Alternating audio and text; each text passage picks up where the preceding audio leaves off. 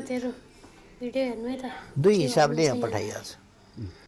जिताउने ग्यारेन्टी लिएर हराउने गरी प्रधानमन्त्रीको क्यान्डिडेट भन्ने जित्ने खालको ठाउँमा लानु पर्दैन प्रधानमन्त्रीको क्यान्डिडेटलाई जित्ने ठाउँमा लानु पर्दैन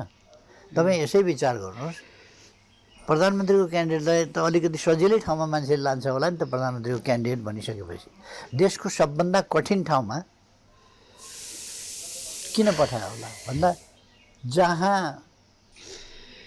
हार्ने बाहेक अर्को विकल्प छैन त्यस ठाउँमा विकल्प छैन भन्नुभयो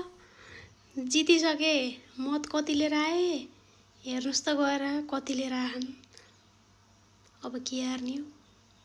के गर्ने हो अब चाहिँ यो निर्वाचन क्षेत्रमा 1,63,379 मतदाता रहेछन् अब थाहा छैन यसमध्ये कति प्रतिशत मत खस्छ के हुन्छ थाहा छैन अथवा कति बदर हुन्छ त्यो हामीले भन्न सक्ने स्थिति 70% खर्च भने 1,22,000 मत झर्छ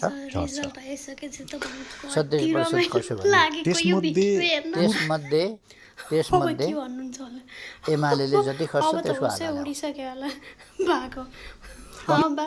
होस उड्यो कि छैन होसमै हुनुहुन्छ नि के भयो हजुरको जड के जित्दै क्यार्नी हो केपी बा कति मत ल्याउँछ भन्नुभयो त्यो अरे 1,10,000 हो कि 25,000 चाहिँ हाम्रै आउँछ भने जस्तो लागेको थियो कति